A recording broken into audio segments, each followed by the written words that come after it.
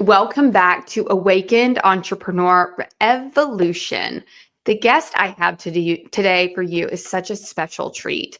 Mark Sanchez is a joy and get this shadow fuckery coach who helps people reclaim their energy, purpose, and joy by turning toxic environments into playgrounds for growth. That's so beautiful.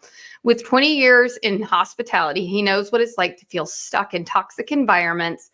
And instead of running, he created Fish Yourself Out of the Fuckery, a no bullshit 3-step process to break toxic cycles and reclaim personal power. Through coaching movie mirrors and his podcast, Sundays in the Shadows, Mark helps people break limiting beliefs and embrace transformation.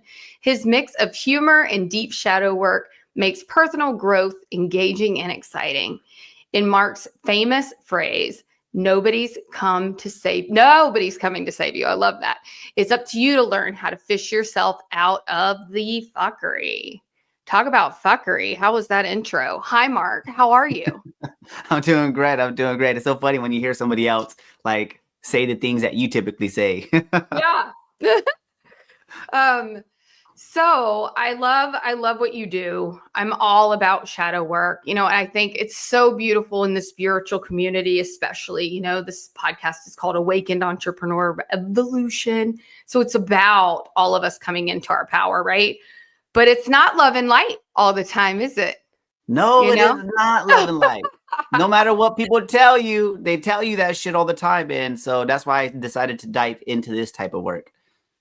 Well, I think it's so powerful to really explore this because, I remember I woke up spiritually back in 2014 and I would shame myself. I'd be like, oh, Jana, you know better than that. You're, spiritual now. Like you're not allowed to be anything but love. And it was like its own, like the ego was so cunning, right? And it was like its own other way of, finding another way to just whip me, I guess is what's coming to mind. But like the shame, the guilt around, and I see it with my clients now, Mark. They're like, I should know better. Like especially my mindset coaches, they're like, Jana, I can't have you coach me on mindset because I'm a mindset coach. And I'm like, listen, it takes a village. So tell me about that. Like, how do you coach yourself? And more importantly, do you ever feel some of those things like some of the mindset coaches that I work with feel? Definitely. There's a difference between knowing and knowing how. You know what I mean? There's a different way of knowing what you should do. We should on ourselves all the time, but actually taking the step and doing it, That's why I have a sign. I have a phrase that's like, we don't talk about it, we be about it, right? And so it shows up in my day-to-day still too, because I still wait tables part-time. And let me tell you, that playing field has been the ultimate playground to be able to deal with fuckery. If any of you have never worked with the public, you know what I mean? Just go to Walmart and you'll understand what I'm talking about. You know what I mean? When standing in line, Black Fridays, all these types of different sales, when people are just out in the world and all they think about is them, and you don't realize what these people are going through, it shows up all the time in my environment, and I've had 20 plus years of practice with this stuff, and I didn't realize what was happening until I realized what was happening to me. And so I do see it in my clients and I see it in myself all the time because just shadow is basically anything that's outside of you that causes an emotional reaction within you. That's where the shadow shows up in basic, simple terms. So if somebody cuts you off, you get upset, whoop, shadow. Your mom tells you something really nice, but she annoys you, whoop, shadow. It's like, why am I upset that my mom loves and cares for me so much? You know what I mean? You know what I mean? When your coworker laughs, it's like a fucking hyena because she's so happy and you get upset about that. Ooh, there's the shadow. So yes, this thing sneaks up on you all the time. It does. One thing that I'd love to get your take on with the shadow, because I could talk about all of this stuff forever. Like I just am obsessed with healing and the curiosity around like, why is this showing up in my reality? What is here for me to learn in this? But it can also get you twisted because, it's like if there's an emotional charge around it at all, like if you spot it, you got it, right? Like there's something in there for you. But it's also like, for example, I use my mom as an example a lot on this show. God love her. But, I still feel the charge, but I choose the higher vantage point, if that makes sense. So I'm always wondering, I'm like, there must still be more to heal, right? If there's any charge around it whatsoever, is that even if we choose the higher, right? Like we got a choice between reacting and responding, but yes, there's still the charges there nonetheless that I can't get to go away completely. and there's so many different ways to overcome that or not overcome it. You know what I mean? Because those charges are there for a reason. They're like a warning system. You know what I mean? Your system is like, okay, what is this? Is this about them or is this about me? And there's the layers, right? So you can do all this work all you want. However, the training stops as far as you went deep. So the shadow could show up in the same scenario, but a deeper wound that's tied to a similar area. So even though you might have worked on it right here and you got it, well, there's something that you didn't go a little bit deeper, especially when it comes to parents, when it comes to family, because my mom could always say things to me and I never took it really bad. My mom was always there. She always had my back. She always gave me constructive criticism. But my dad, sometimes he could just get this look on his face and I'm like, this motherfucker. He's thinking something bad about me. You know what I mean? He thinks I'm not capable. I'm 42 years old, Dad. I know, you know what I mean? But it's like, oh, I thought I fixed this. But it's like, nope, I didn't go deep enough. Where was the time in my life where I felt this first that I can remember? And then you go and you pick at that because people will say they want to do the work, right? And they do the surface level stuff. But when it's time to go even deeper and look at things, that's where they get stuck. That's where they stop. That's where they're like, I'm not willing to look at this right now. And that's okay, But let me tell you that stuff is going to follow you. Like a lot of people think, well, I'll just stay away from my dad and that's how I'm going to fix this. No, it doesn't work that way. Your dad could be dead, right? And stuff will still pop up if you haven't looked at and addressed it. It'll just present it in other ways. In other ways. Through other people, through other circumstances. Yeah. You don't get to get away from it. But I want to dive into this. I'm a little bit, what's the word? I don't want to say everybody thinks I'm a unique snowflake, but I have been told with we are in a sense. We are in a sense. We are in a sense, but I suspect not so much on this, but I'd love to dive into it. I've never had this conversation on this show. So, with my human design and like some of the things that people have told me about me, healers and such over the years, one of the things is I run into it. Like I run into the darkness. Like I am here for it.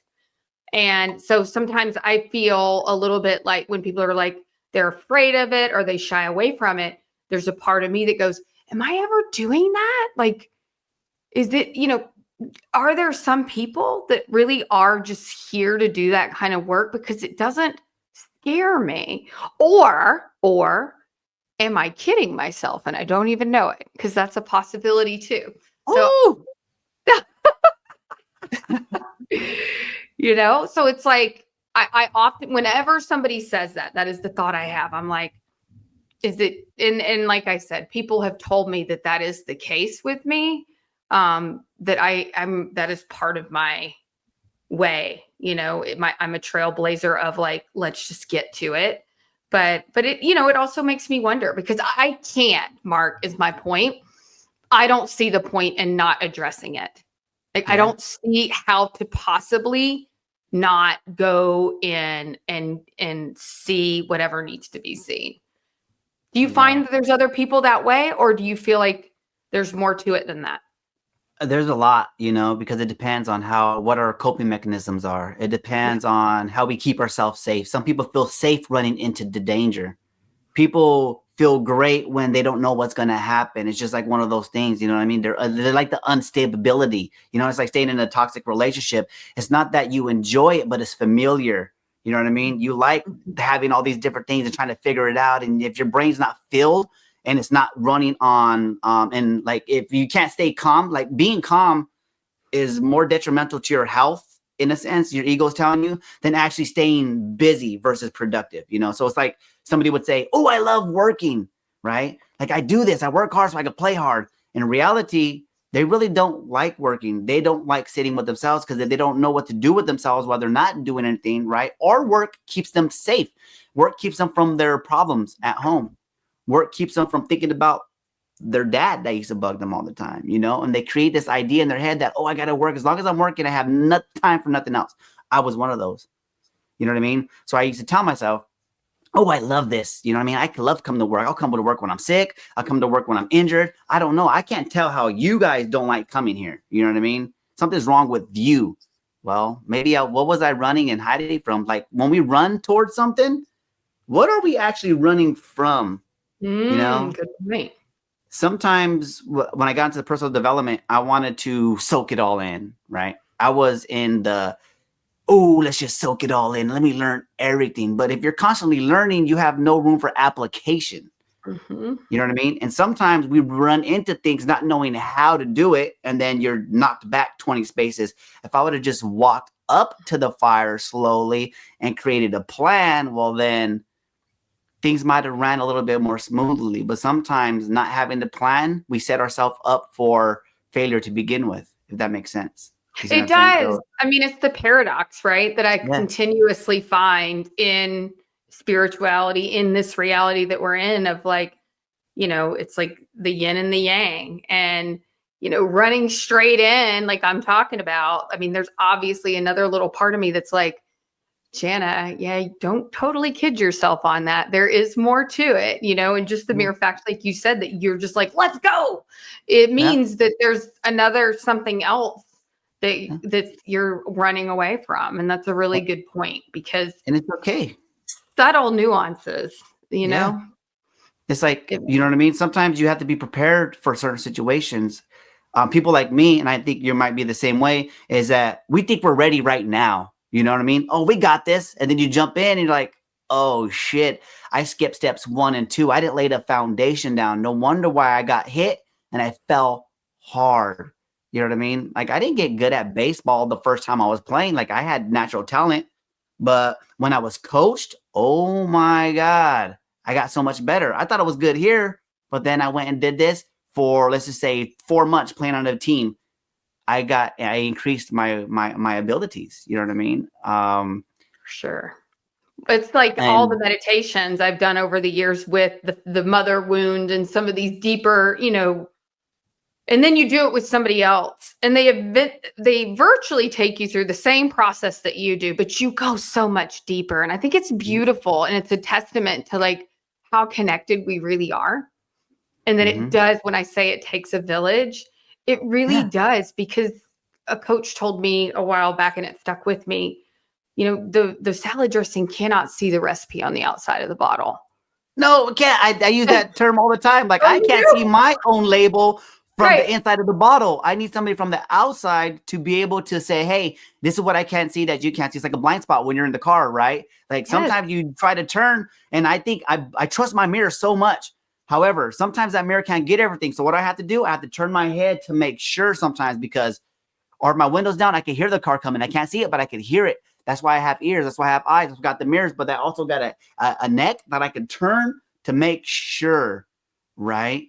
So I love that analogy, and it's so true. It takes more than one person in order to get out. This healing, right? Transformation is a team sport, I believe. You know what I mean? Well, I think it's a team sport that got you into it in the first place, right? Like, you didn't get there all by yourself. Like, people were involved in the stories and the patterns and in the programming that brought you to that place. So of course, naturally, it would take a village to get you back out. Your mom and your dad or whoever hurt you, that was a team effort, people. It's not they only did what they knew what was best at that time for what they were taught. You know, and that's where these shadows come from. And we hold them accountable, like, oh my gosh, my idea of what I think a dad is not what my dad was doing, but my idea was like from a fantasy world because somebody else was living this life. You know what I mean? And I overlooked all the great things that my dad was doing, right? Like, we had Nintendo, we had Sega Genesis, we had motorcycles, we had boats, we went camping all the time. Like, my dad just, here you go. But he wasn't there to hold me. He wasn't there to tell me good job. He was always there to say, you could do better. And I thought that he hated me, but he just understood that I could be better and I didn't need as much attention that my brothers and sisters did. You know what I mean? Right. And when he explained Right. it to me that way, I was like, damn, what a douchebag I was. I made you feel so shitty this whole time, not understanding that all we had to do was have a conversation. Well, I think we are tasked in our generation of, prior to really maybe the millennials, maybe end of generation, what is it, X. But before that, it was about survival for many, many, many, forever.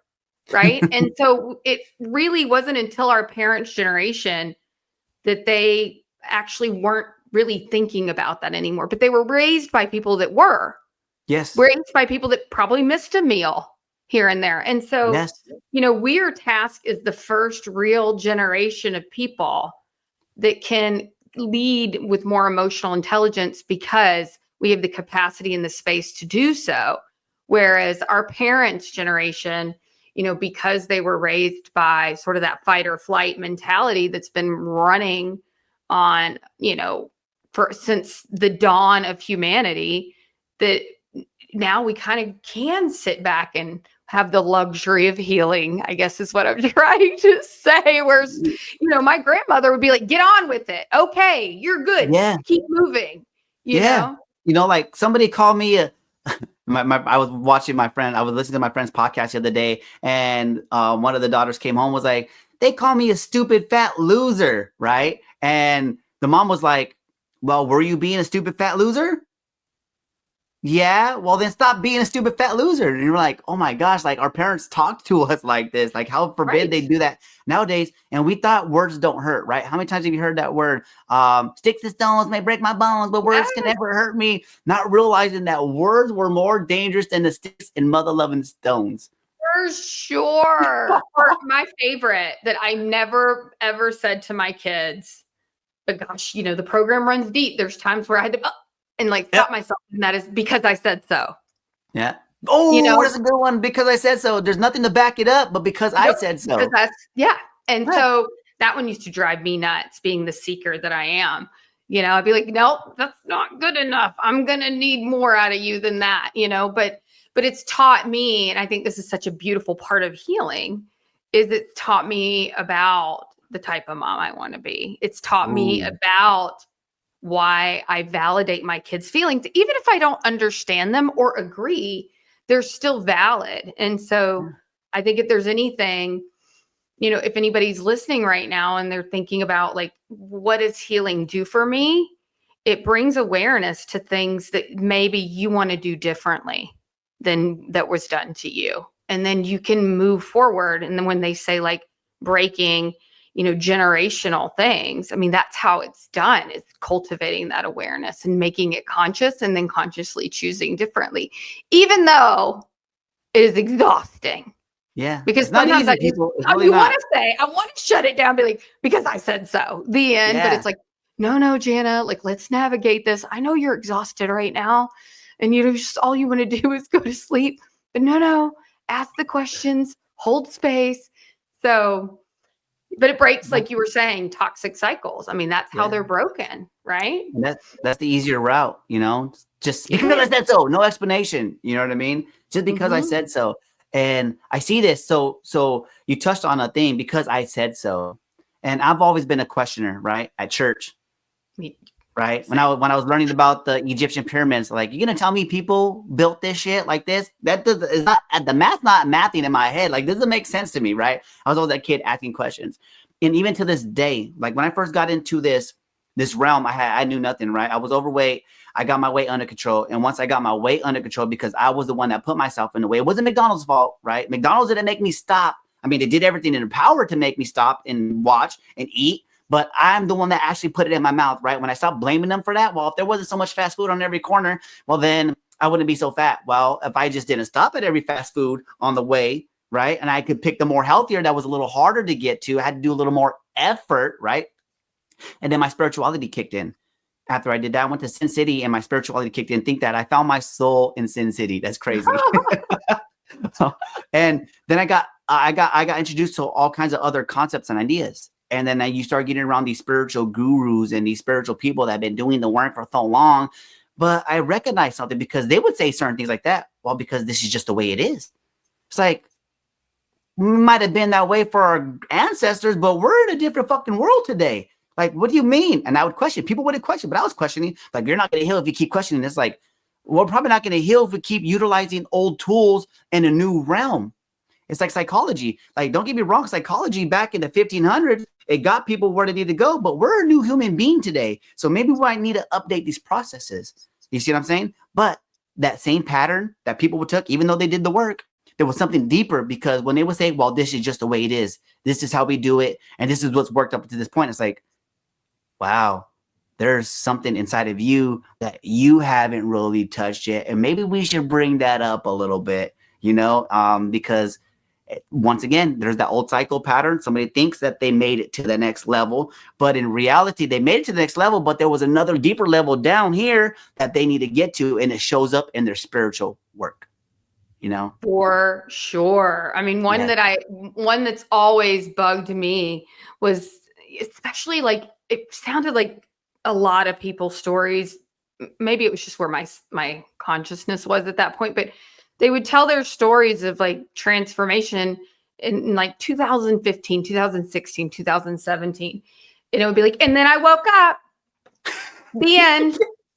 And I was like, wait a minute, that's not how it's been for me. Like, it's an awakening, and then it's a higher unfolding, and then it's a higher unfolding. And then there's like a dip, right? Yeah. Like, it's this like pattern, like, and then it's surprising, but it's never like the end. And it used to bug me. Like, I went through the dark night of the soul, and then I woke up, and I was all these hype words too. These are all buzzwords that people use. Like, what is this dark night of the soul? Did I go through that? I don't know.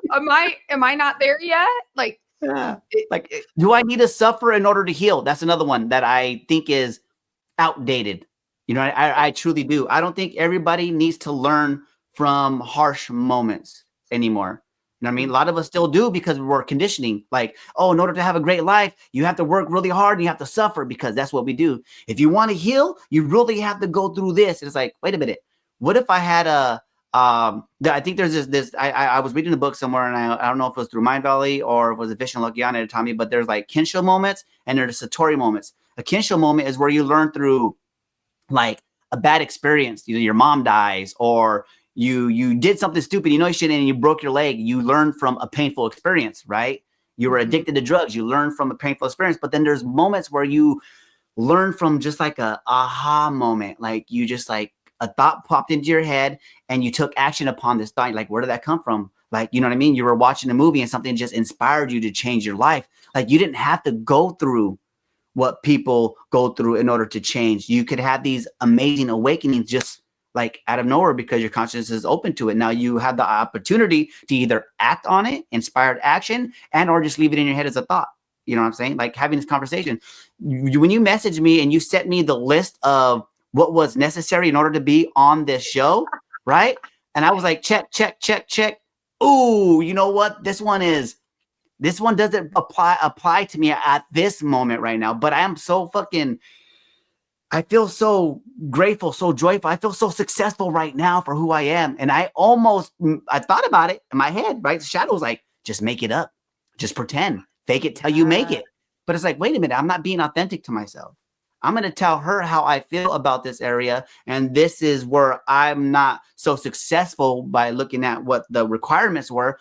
And I could have just not messaged you, but I still messaged you and said, hey, check this out. This is the deal. This is how I feel. And you're like, fuck, let's have you on the show anyways, right? Like, can you imagine if I would have never messaged and I would have just left it alone? If I let my shadow attack me and beat me down, say you're not good enough for the show? Can you imagine? We wouldn't be having this conversation right now. There's so many beautiful things in what you just said. And I think something that I learned through my sales career, because there's a lot of times we had to deliver some not so fun information, right? Coming down from the top to our customers. And I would watch all of my colleagues, no shame to any of them that are watching. I'm sure some of you guys chose to do it the way I did. They'd be like, well, I'm going to wait until the very last second, like until right before that email goes out. And I was like, and I remember thinking, I'm going to go in there right now, because I know right now and I'm going to have a conversation with them. We're going to come up with a game plan. You know what I mean? Yeah. And I think it's taking that, the high road, even when it's the harder road, but it's the honest road. It's the truth road. And when you can do that, the world open. It's like, you passed the test, good job. And then like you go on to the next level, whereas, so many people are like, oh no, I'll just lie, or I'll just wait until the very last minute and get every ounce of their business I can before I have to like pull the plug or whatever it was. And Yes. I had a lot of those things happen to me, and I didn't know what they were back then. I was in my 20s, my early 30s. But now when I look back, I think those were those moments when I actually listened to my intuition over my ego and my fear, and there's a lot of power there. And it's so fun. I don't know if you do this, Mark, but when you think back and you reflect back, and it was like, it almost brings a tear to my eye. It's like, it was there all along. Yeah. Like the ruby slippers, Yeah. it was there all along. I just didn't know what it was. People think that they're learning something new. People think that they're understanding something new, but all they're doing is unlearning all the shit that was conditioned and thrown onto them because it was there the whole time. Like if I was God, right, and I wanted to leave a gift for you, right, I'm probably going to hide it in the most obvious spot that you probably won't ever fucking look, because you think treasure has got to be out there. You think a gift has got to be out there, but the creator, the universe, whatever you want to call it, is a little more sophisticated than that. And it doesn't want to be hard to be found. So it put it right here. It put it inside of you, right? And you're looking for it at your next job, at your next raise. You're looking for it in your next partner. You're looking for it in the next interview. You know what I'm saying? You're looking for it with your next client, and it's right here, And so when you say, does it still show up in your life? The shadow, even though I did all the work, even though I've been to one level, when I came to that question of yours, I had to go a little bit deeper, because I almost felt like I wasn't good enough for a split second. And I had to say, no, wait a minute. Success looks different to everybody. And this is why I'm successful right now. And this is why I'm going to be successful in this area, is because I chose to be honest with myself, and I chose to be honest with the interviewer. Yes. I had to work through that in that moment. And I almost let the shadow take me down. You see, and I've been doing this shit for like 5-6 years already. So I feel like I'm pretty good at it. But in that moment, I got hit with something that I wasn't ready for. And boom, here we are, people. So, and it's not easy, because it hurts. And it's like, oh shit, why did I feel that way? Like, why did this one question make me feel so crazy? And it had to do around money, right? Mm-hmm. That money wound, fuck, man, it'll get you, people. Yeah, it will. It so will. But you can't be spiritual and have money at the same time, because how dare those two don't go together? Oh, right. No, there's nothing more evil than money. Well, what I love about what you just said is it's not like a one and done thing, right? It's a practice, like an ongoing. It's like I tell my clients, like it's a 24/7 thing. Yeah. It's a 24/7. 365. Yeah. And so you can't. Does it get easier? I do believe it gets easier, because I'm more consciously aware. I don't I don't go unconscious for long periods of time, and like, what happened?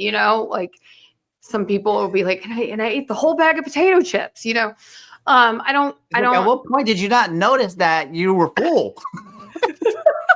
Right. At what point did you not start tasting the chemicals in this shit? Right. Ugh.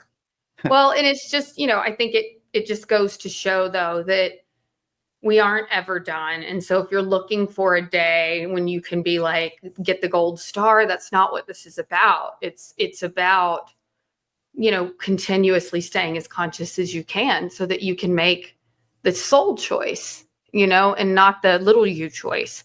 But if we don't cultivate that awareness, we'll fall back, and it's like, poof. All of a sudden I'm yelling at my kids, it's like, wait, no, that's not it. And just having that tool. So I want to talk to you about that a little bit more. because I would love to know, like, tell me more about your process you take people through with shadow work. Like, what does that look like? And how do you get them? And this is the coach in me, because it's an ongoing conversation, even as a sales coach. I mean, sales brings up a lot of people's stuff, right? Yes. So it's a constant thing that I'm trying to help them be aware of. Like, oh, no, remember, that's like your ego again.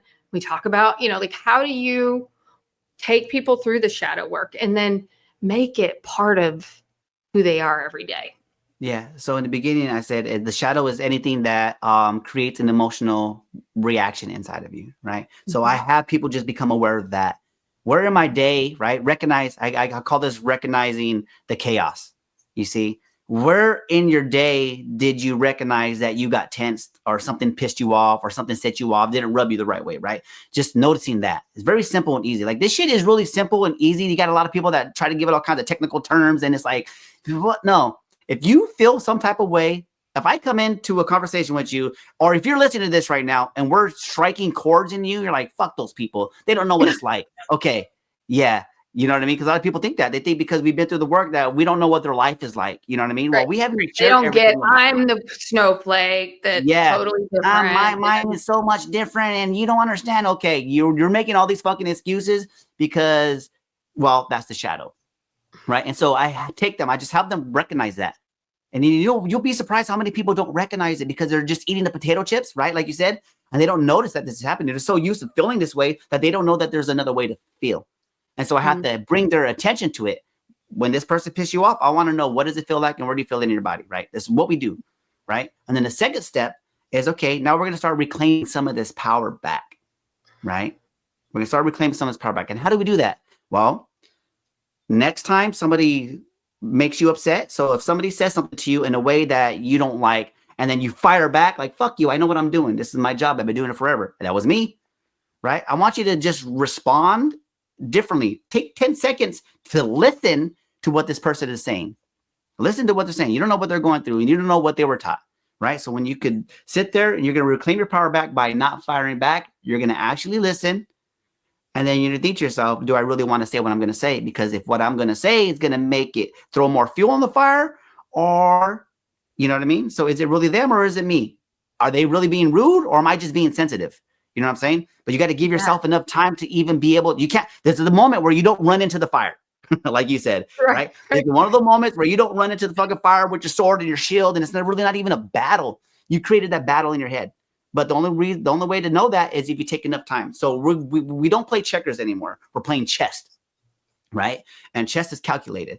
So then once you figure that out, right? Once we start working through these, because it's steps, it's process. Like we'll go through 3 weeks or so of just you trying to notice when you get upset.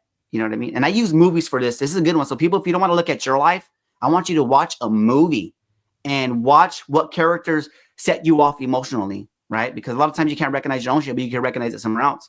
Right? When a friend's talk, like when you're watching a movie, these things will create emotions in you. I want you to notice those. This is how I teach them in the beginning too. Because a lot of people don't want to look. That's No, I'm not like that. Good. Yeah, I'm not like that. I'm not like this. This not me. It's like, okay, go watch this movie.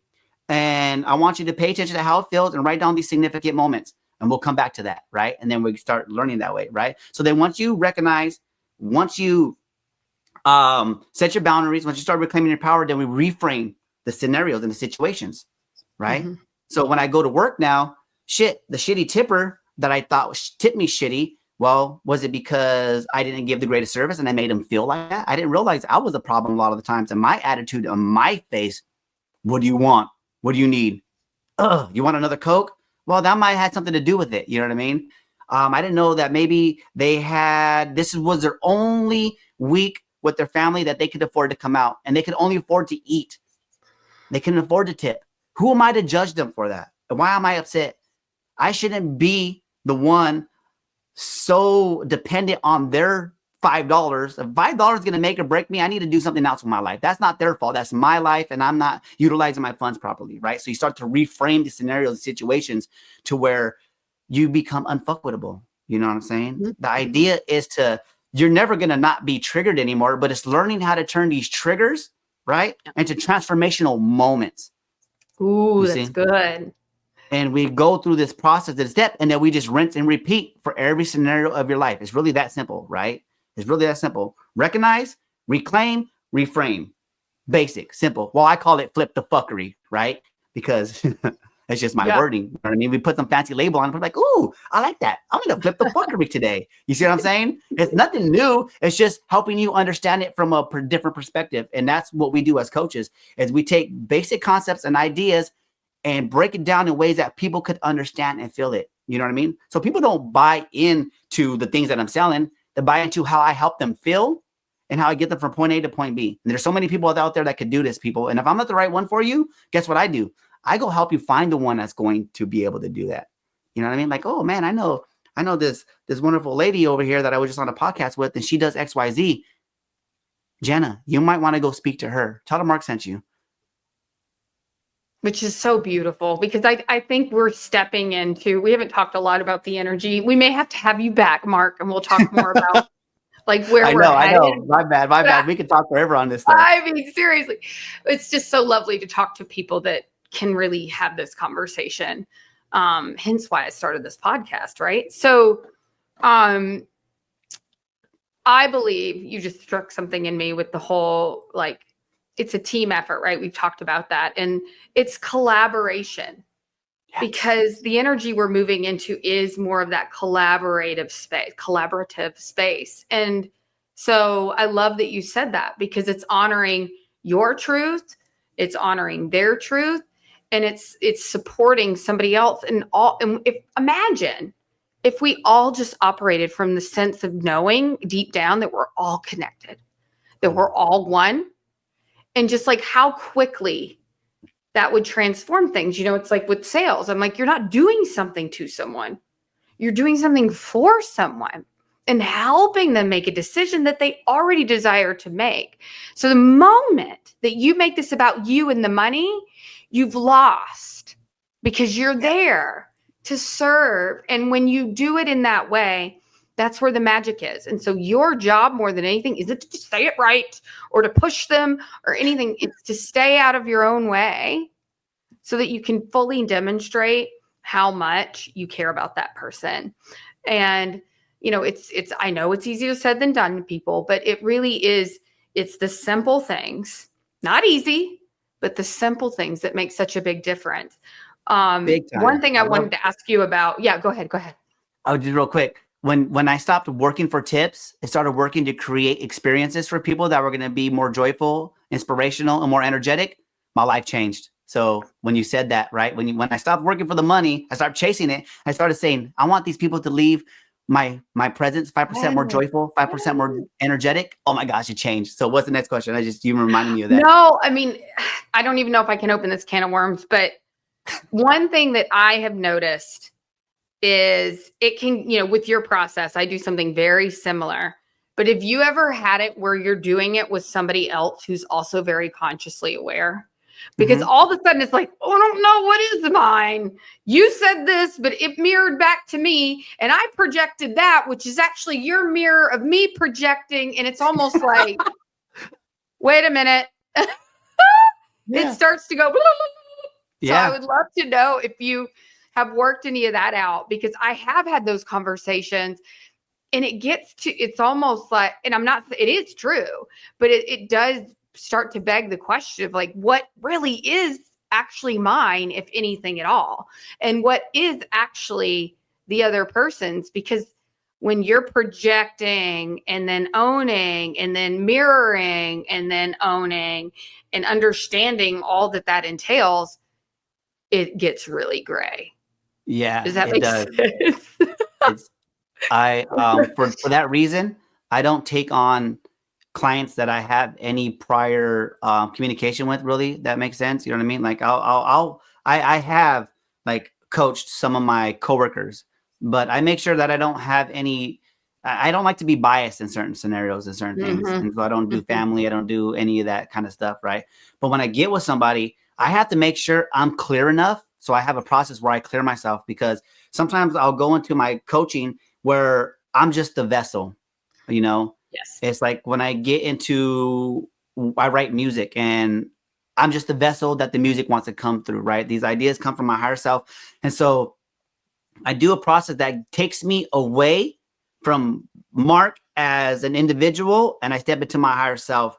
You see what I'm saying? So I could be totally neutral in the conversation, because I have to record. I tell my clients, if you want to record this, you can, because you're going to ask me, what did you say? I'm going to be like, I don't remember, because it wasn't my conscious self right here that's actually learning the information over, because they're over here crying. They're like, oh my gosh. And I'm just like, I go back and listen. I'm like, that came out of me. You know what I'm saying? So that's how I do that, is I do my best to get out of the way. You know what I mean? Like, I got all my training, I got all my coaching and all the things that I've done. However, when it comes down to it, I'm more intuitive in that state where I get myself out. So if I find myself getting triggered by my client that's not understanding the concept that I'm trying to put in there, because that happens. It's like, motherfucker, we've been sitting here talking about this for 4 weeks. How are you not understanding this shit? You know what I mean? I just want to fire you. I have to be like, oh shit. And I have got rid of my own clients. Like, if they're not ready to do the work and I can tell, I just be like, you know what, this is not gonna work. Thank you. Here's this amount of money back, but you're gonna have to go find somebody else, or I'm gonna help you find somebody else. You know what I mean?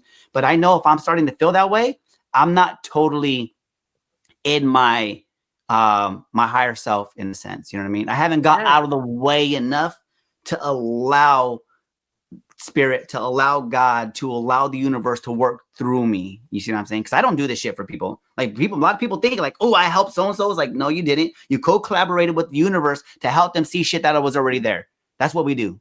You know what I'm saying? That's what I do. I'm not the healer. I'm not the coach. I'm just the vessel where the information wants to come through me to get it to you in a specific way, because nobody else could have given you this message. Just like you have a similar message, but some people have to hear it from you after they heard it from 20 other people, and you just happen to be the one that lands on them, right? Yes. That's who I am, for God, for the universe to work through me to help them get to the next level, because their soul is calling for it. That's why under here it says vibrations, unwrap your soul.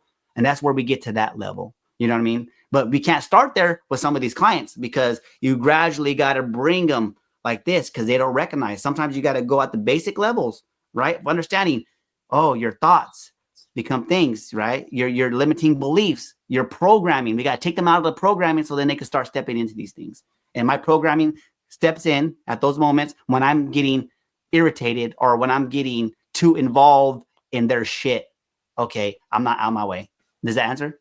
It does. It really does. And I think, what I'm hearing you say is just, back to the whole triggering thing, and is if that starts to happen, it's right? It's always both and it's like, sometimes it may not be, it may not be a good fit, but then, but also it could be that you're getting a little too attached, right? Yes. Like, to the outcome, like, get the thing, for the love of God, we can't be in that.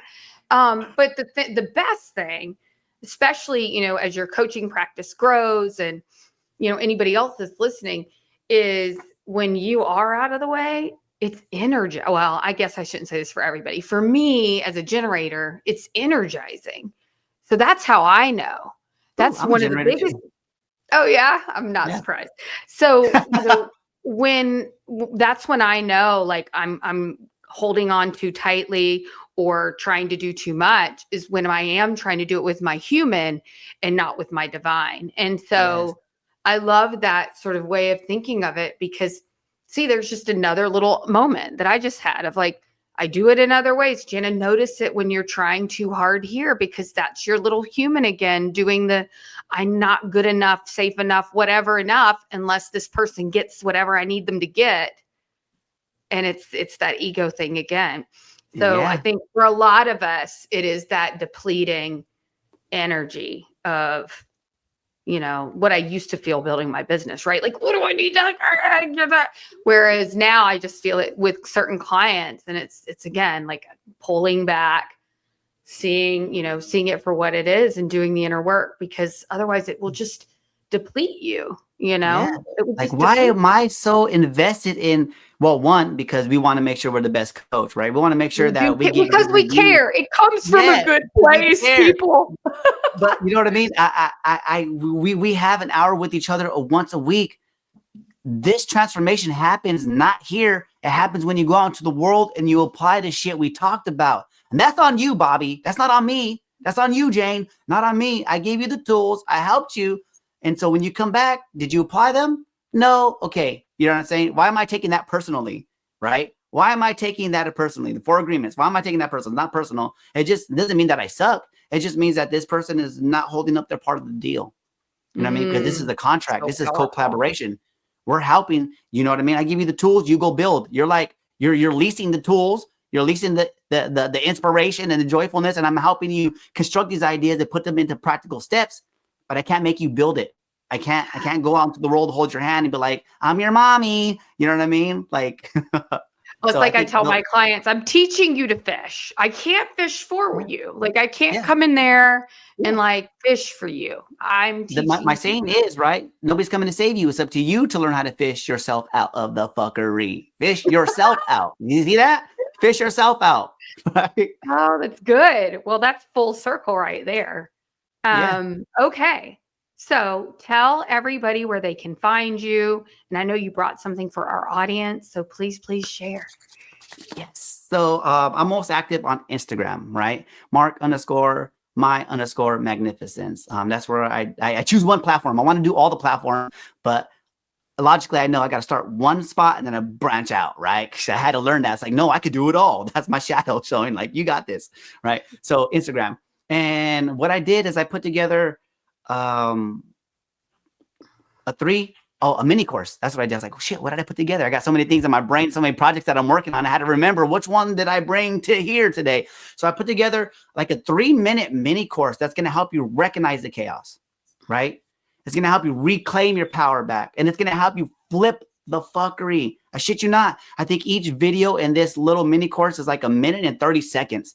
And before you say, ooh, what can I do in 1minute, 30 seconds? Well, let me tell you, if you don't like the way your life is going right now, and you don't have time for anything, 1minute and 30 seconds is going to be a lifesaver. And if you implement the stuff that you learn in this little mini course, I promise you, in a month's time, you're going to go to your workplace and people are going to be like, who the fuck are you? Your husband, your spouse, your kids are going to be like, who is this person? Something's wrong with you. And they're going to think that this is only a phase in your life. It can be a phase, right? But this is just going to be the beginning. That's going to be rototilling the ground, ready to get planted with a nice garden, right? Because it's just the first step. And let me tell you, you stick with this, you do it for a month, and you practice these things. In a month, people are going to look at you like a different person. You're going to look at yourself in the mirror and be like, who are you? Who are you? So that's what I brought for the people that are listening, watching right now. And you got all the links and stuff, right? I do. We have all the links. They'll be in the show notes, in the description, and in the caption, depending on where you're hearing or watching this. And, there's a theme here, right? It's simple. Yeah. It's simple. It's not easy, but it's simple. When we try to the overcomplication of things is something that we all do, whether it's building a business or healing or spirituality, like it's not as complex as our ego and our small mind wants to make it. It's simple, but it takes commitment. And so thank you for doing that, because I know people here definitely want to just start to have those little shifts. So definitely check that out from Mark. And Mark, I have one more question that I love to ask, and that is, what would you tell that version of you about, going through life, healing? Maybe it's a teenage version of you. Everybody kind of has that version. But if you were there to talk to that younger Mark Sanchez, what would be the one main thing you would want to get across to him? I would say, I know at this moment you think you want a different life. I know at this moment you feel like this is emotional. You've been dealt a bad hand, like life is happening to you. But in 20 years from now or sooner, depending on you, Mark, you're going to have a new world open up to you where your struggles, right, become somebody else's strategy for a better life. And you're going to help people on the internet, on this thing called Instagram. You're going to have a podcast. You might not know what that is right now, but it's going to be called Sundays in the Shadows. And you're going to share these stories that hurt you so somebody else doesn't have to feel the pain that you did if they choose to. So I'm not saying enjoy these moments, but don't disregard them. Your pain will turn into your power, and that power will turn into purpose. Boom. Beautiful. Thank you so much. There are no truer words. So I appreciate you being here today, Mark. I really enjoyed this conversation. Thank you. And I appreciate it. thank you, everybody listening. And go grab Mark Sanchez's mini course. And we will see everybody next week. Bye for now.